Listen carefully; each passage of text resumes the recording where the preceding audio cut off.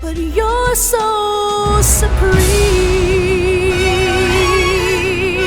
I give my life not for honor, but for you. Crime, it's the way I fly to you. I'm still in a dream, snake eater. For the day we see new light, I give my life not for honor, but for you.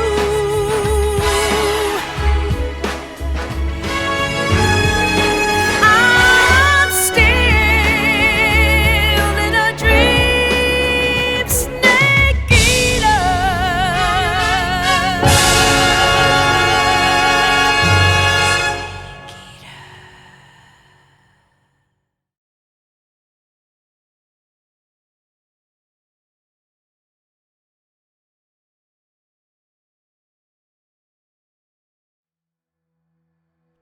When should a man show weakness?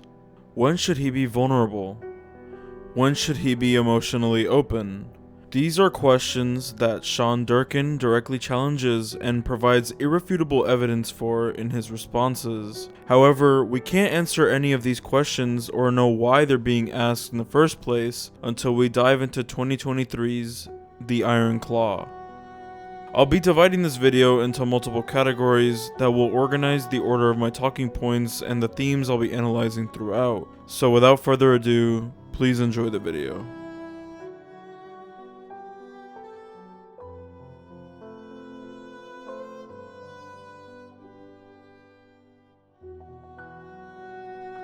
The Iron Claw is based on a very tragic true story of the wrestling family known as the Von Erichs, taking place in the 1980s. The patriarch of the family, Fritz Von Erich, is seen constantly manipulating and lying to his sons, all the while pitting them against one another, breaking their bond. I think speaking about the brothers first and foremost will allow us to understand how strong their familial bond at the center of this film is, and how it gets broken as well. David Von Erich was the brother who showed the most amount of promise when it came to actual wrestling and pure star power. Fritz's bias towards David and Carrie's involvement a quarter into the film are essentially what starts the underlying tension between the brothers, and what drives them to their limits by the end of their stardom. David is specifically a member of the family who was the first to really kick off the legacy of the brothers' wrestling careers with his performance in the ring, his slick talk on the mic, and his overall wrestler charisma. To Fritz and the rest of the WCCW, he was the next big star. When he was on the cusp of reaching his father's desire of becoming the World Heavyweight Champion, he tragically passed away from a ruptured intestine in a hotel room in Tokyo. Preceding this was David's very successful tour on his way to become champion, which launched when Fritz went on the mic after David, Kevin, and Carrie won a pivotal match. Fritz's manipulation through favoritism was on full display here, as he clearly labeled David as being the next one to chase after the title, with Kevin being second place and Carrie and Mike following after. Their faces when Fritz is listing off their names in order progressively get more worried, especially when Mike is mentioned, as he has different aspirations in music. He doesn't even want to get into wrestling. David's sudden death is the beginning of the so-called Von Erich curse, which is a myth about the family that I'll get into later on in this video, but for now, we can move on to the next member of the family. Carrie Von Erich was training to be in the 1980 Olympics as a discus thrower, showing a huge amount of promise. However, the US boycott at the time caused the Olympics to be completely cancelled, thus ruining Carrie's chances to make it to the Olympics while he was still in his prime. Carrie is one of, if not the most interesting case in my opinion, as he was directionless after the Olympics got cancelled, leading him to no other option but to come home and be another victim to Fritz's Iron Claw. After David's death, Fritz wants to immediately choose another heavyweight champion contender in the family, not letting his sons process the major death in the family. The definitive coin flip leads to Kerry finally bringing home the World Heavyweight Championship. There is no happiness that comes with this. There is no celebratory scene or party scene, just a single scene of Kerry sitting next to his belt in the dark, while Kevin steps into the room. What Fritz and his kids have chased their whole lives is finally here, but it doesn't bring any joy or sense of fulfillment to the film or its characters. Why? Well, simply because Kerry, like the rest of his brothers, hasn't processed David's death, and doesn't realize yet that their father is the root of all their impending trauma. Not to mention that Kerry wasn't right in the head either. He suffered from severe drug addiction, and that combined with not being able to process his brother's death, all the while having the pressure on him to perform, is what makes the belt mean nothing at the end of the day. After Kerry rides off into the night and suffers a severe motorcycle accident that amputates his foot, he's walking on crutches and can't wrestle for the time being, with the film telling the passage of time in a pretty seamless way, as we see Kerry alone in his apartment with a fully healed, amputated foot. Then we see Kevin and his wife naming their baby. Then we see that Mike is in fact the new main wrestler for the family, chosen by Fritz. Kerry tries his hardest to wrestle with a prosthetic leg, but he rushes it too much. This scene between him and Kevin is one of the most heartbreaking moments of the film. Kerry tries to practice but keeps falling because he isn't used to his prosthetic leg yet. He eventually wrestles for the WWF and gains worldwide recognition, then comes home for Christmas. This scene on Christmas Eve is downright chaotic. We can see that Kerry's mental has only gotten worse and is still seeking approval from his father, because at this point that's pretty much the only thing keeping him afloat. In fact, he seeks so much approval that he doesn't even say hi to his only brother left. In these final scenes with Kerry, we can see that he's like a ticking time bomb. The scene right after when Kerry calls Kevin to tell him that he's once again, since the Olympics, lost his big shot. He confesses that he doesn't want to face failure and pain over again, and he wants family, real family, but doesn't want to show weakness in front of Kevin's kids or the rest of his family because he doesn't know how to. Kerry expresses that the only way out of his depression is to end it all. Fritz's failure to look out for his sons is what drives Kerry to this point of suicide. Had Fritz been a truly present and emotionally available father, the brothers would know how to look out for one another and prevent these tragedies from happening. And they might have even been able to actually achieve their own dreams, whether that be wanting to earn a World Heavyweight Championship title or developing their own interests, free from their father's grasp. The film depicts Kerry in the afterlife, reuniting with his brothers and meeting his oldest brother, Jackie. It's left ambiguous on whether this is Kevin's imagination of Kerry in the afterlife, or if the film is literally depicting Kerry passing on. I personally think that this is what Kevin is imagining as he looks at Kerry's body on the table. We see Kerry in the afterlife in his current clothes, while Mike is in his clothes that a country music star would wear, and David is in some cowboy clothes. This is the key to point to the fact that this is what Kevin wants to think Kerry is experiencing as he's passing on. He imagines everyone reuniting and hugging in a southern field during a beautiful sunset. Kerry has 2 feet and is happy again, David is at peace and healthy, and Mike is a successful musician. Mike Von Erich was the aspiring musician of the family, never being accepted by his father, but always defended by his brothers. He is sort of the black sheep of the family, as he supports his brothers' careers and wants to see them succeed, but doesn't want to wrestle himself. Mike's story is heartbreaking in the sense that he just wanted to support his brothers wrestling from the sidelines, and not give in to his father's pressure to wrestle. David, Kevin, and Kerry all supported his music too.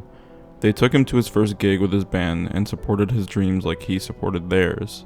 The song Mike plays with his band reflects what he and his brothers want to do for the rest of their lives, as the lyrics sing, "I want to live that way forever." This makes it all the more saddening when a wrestling injury is actually what causes him to not be able to play the guitar anymore, due to toxic shock syndrome and brain damage. Seeing the scene in the hospital cut to Kevin being on the verge of giving up, and then cutting to the conference scene where we see Mike in a completely terrible state seems so bleak. After he realizes he can't play the guitar anymore, he decides to end it all with a note reading, "I'm sorry if I hurt you, but I'm going to a better place." Losing Mike shattered this entire family for good. He represented a different kind of passion through his music and lack of actual want to wrestle. His death led Kevin to his lowest point, and the film even suggested that he would end his own life at a certain point. Mike's story is one of the most bleak and heart-wrenching turnouts in the family. He was the innocent glue that held together the brothers and made them all so tight-knit. I like how Mike, in the film itself, is scrawny and not as huge as his brothers, but in real life, they were all blessed with the Von Erich genes.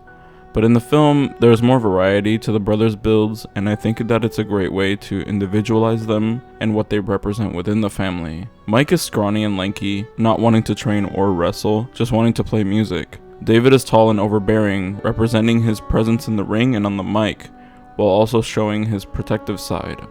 Carrie is shorter but well-rounded and definitely looks like an Olympian.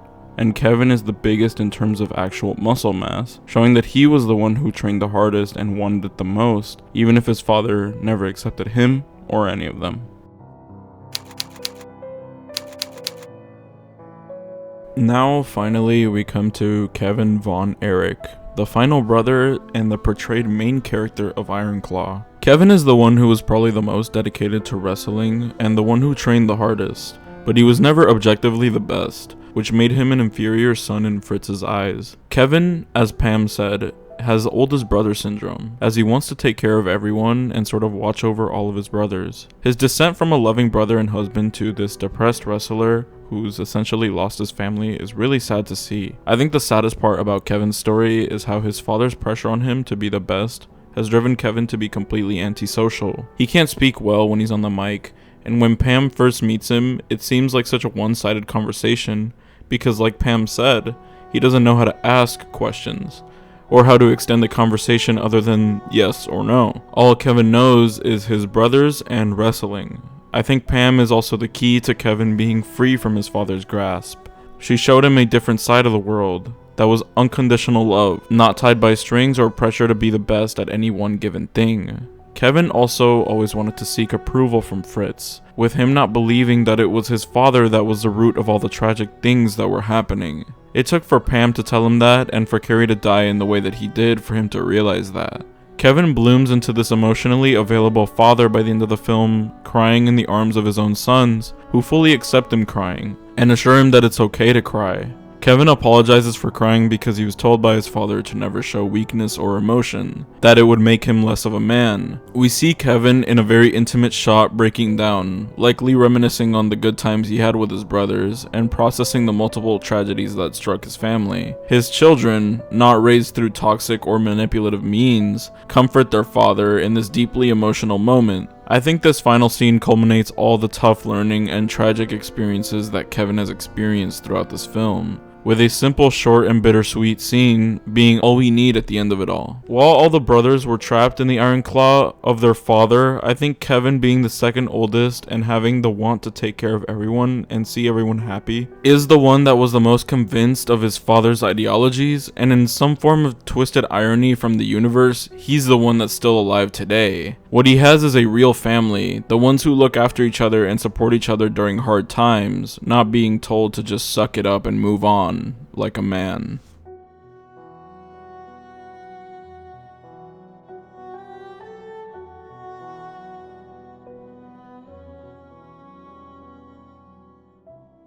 Now that we've seen and acknowledged the victims of the Iron Claw, it's time to talk about the perpetrator, Fritz Von Erich. He has never earned the World Heavyweight Championship title belt, and he built a substantial family with a good living, yet he still believes the only point to life is substantial success. This is where I think the film tries to send the message about contentment. Fritz was never really satisfied or proud of any of his sons. Instead, he kept pushing, antagonizing, and manipulating them to reach for the World Heavyweight title. This is why I think the scene right after, when Carrie actually wins the belt, is so underwhelming and somber instead of celebratory. The dragon that Fritz chases is never truly at his grasp. and it's because of his own self-destruction towards his family. Watching this film, I can't help but think about the what if. What if Fritz had supported his kids both emotionally and career-wise? What if when David passed away, he allowed his sons to cry and properly process their grief? What if he had properly looked out for Carrie in his lowest moment? As I said earlier, Fritz might have actually gotten his dream properly fulfilled if he had been a fully present and fully supportive father. I've pretty much only talked about Fritz and his kids at this point, which are the main focus of the film, but I think it's appropriate that I also talk about the mothers of this film, as I think the characters of Pam and Donna are some of the most important characters in this story, and help mold the understanding of the tragedies even further. Pam Atkinson is the wife of Kevin Von Erich, and the mother to 2 boys in the film, though in present day, she and Kevin have 4 kids in total now. Pam in the film represents a break away from the toxicity that Kevin knows is the norm. The movie paints Pam and Kevin meeting as a love at first sight type of thing, with Pam mostly leading the conversation and Kevin not purposefully being dry, but just being socially awkward, because as I said earlier, all he knew by this point was wrestling and his brothers, not real unconditional love, showing that when they were on their first date. Pam hugs Kevin after hearing that his oldest brother passed away from a freak accident when he was very young. Pam sees how surprisingly calm Kevin is about describing the tragedy and comforts him, which is something that Kevin isn't used to by this point. Pam fully supported Kevin and his brother's dreams, and as more grief struck Kevin, he started becoming more distant. What Pam wanted was a ranch with her husband and kids, living a peaceful and content life. Kevin expressed that he wanted this too, but as events transpired throughout the film, it almost seemed like it would never happen. I feel like the film kind of undermines just how much Pam went through, because for a portion of it, she essentially had to parent by herself, as Kevin kept sleeping in the wrestling company's office. Him sleeping there symbolizes this feeling that he's stuck, and that he doesn't know how to talk to Pam about his grief. Instead, he chooses to just keep wrestling and training like he always has. Pam expresses that she just wants Kevin to come home and to be the father to the kids that he's meant to be. Pam really has an underrated role in this whole thing, as she's kind of the opposite of what Kevin knows to be a wife and a mother. I said Mike was the black sheep of the family, but I think Pam is the black sheep character of this whole film. She breaks through the mold that Kevin knows and is a crucial part in transforming him into the loving husband and father he is today.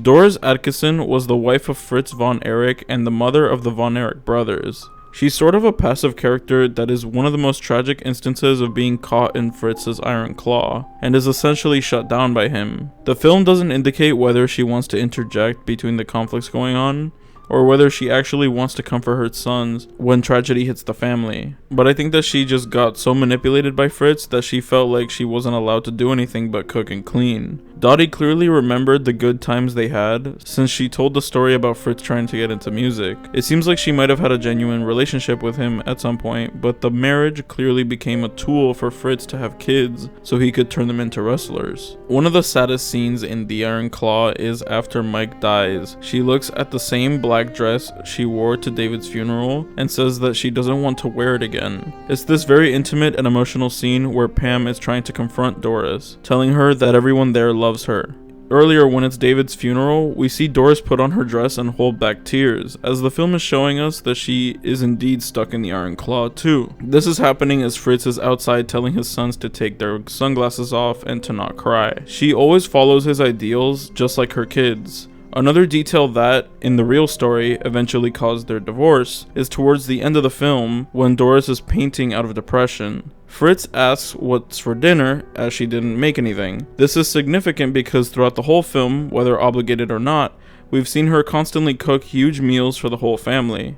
And Fritz coming home expecting a big dinner again has nothing, as he has destroyed what the family used to represent. I think more likely than not, Fritz was constantly abusive towards Doris, which led her to always cooking and to stop painting. It's heavily implied that painting was her real passion, and that sentiment makes her connection to Mike a lot deeper, since he had a passion that was out of the norm for the family too, and not being accepted by Fritz. While Doris could be seen as a background character, I think her descent and breaking by the end of the film is an instance that culminates Fritz's wrongdoings, as she has to directly deal with them.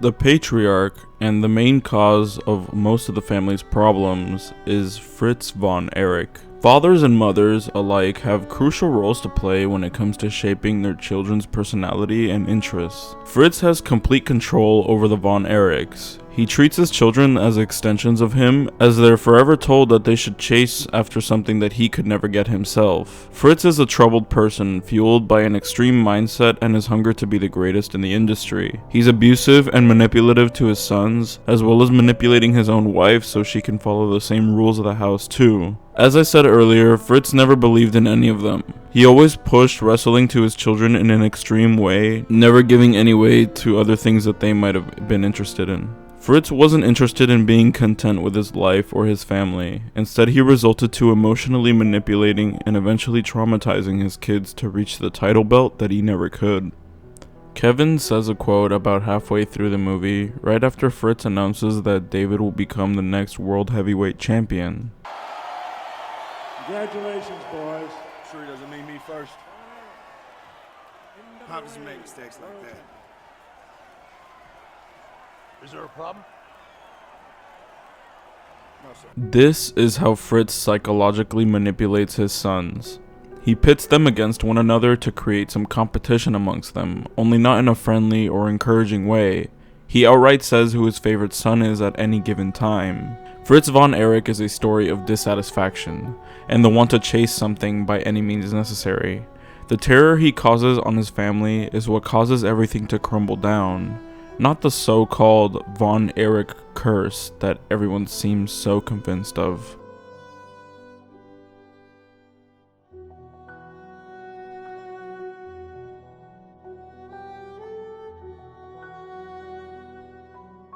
This is the section of the video where I'll be talking mostly about real-life parallels between the film and what actually happened to the Von Erichs, as well as examining the deeper themes of masculinity, along with answering the questions I stated at the start of the video.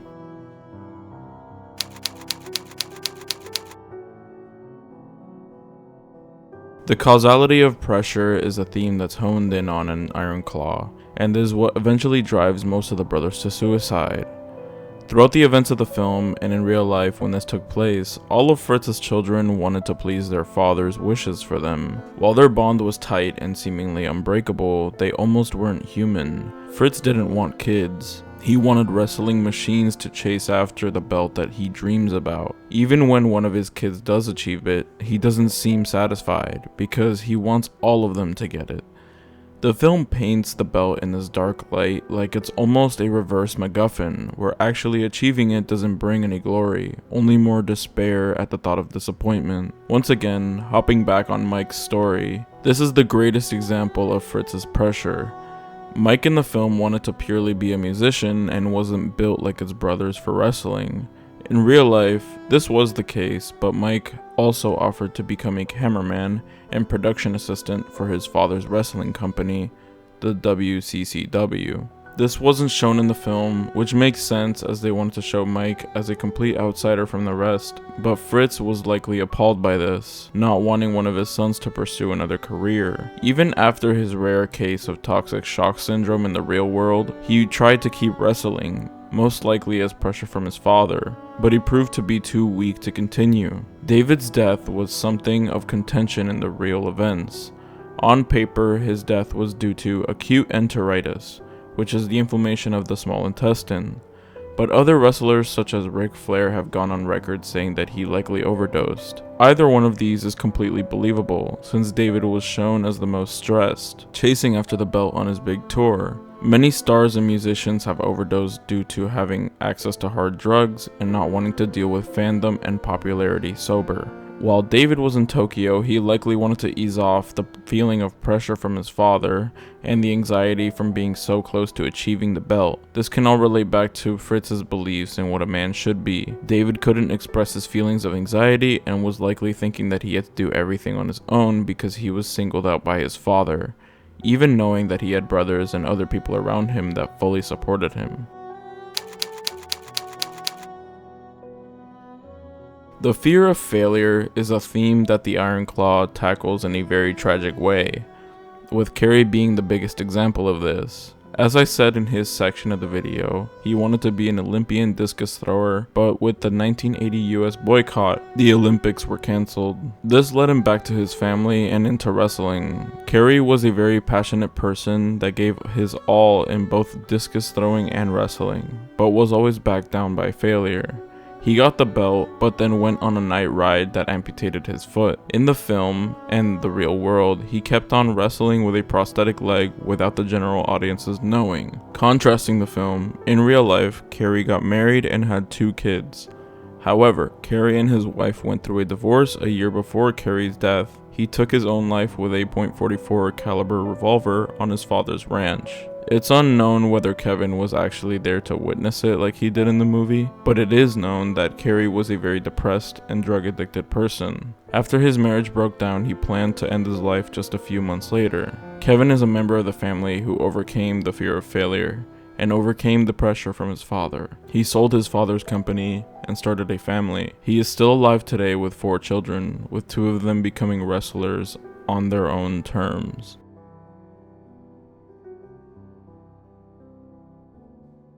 The final scene of The Iron Claw displays just how important it is to express feelings of weakness and sadness. Had Kevin here kept trying to be stoic and the man that his father wanted him to be, his kids might have also been trapped in a continuing cycle that thankfully Kevin ended up breaking. This is part of the superstitious Von Erich curse that the film touches upon. It's the cycle of fathers learning from their fathers how to parent, even if it was by toxic means.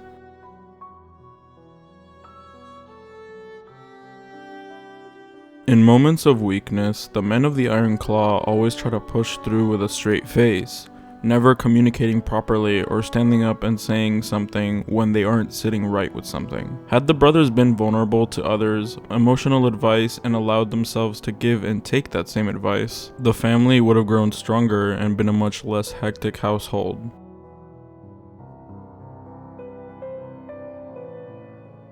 This question serves to summarize every point that this film is making. The Iron Claw portrays troubled people who don't know how to get through tough times, or how to process grief when it hits them, or how to talk to their own family members about the grief. David, Kerry, Mike, and Kevin are all victims of this Iron Claw. This video took me a lot more time than I thought it would. I'm experimenting with some new editing techniques and trying to make my videos as high production as I can. If you like this video and want to see more, I highly encourage you to please like and subscribe. It's the best way to support my channel. Also, make sure to check out my second channel, Open Zipper. It's a funny moments type of gaming channel I have with my friends if you're into that kind of content. Thank you all once again for watching, and hopefully I'll see you in whatever I do next. Goodbye.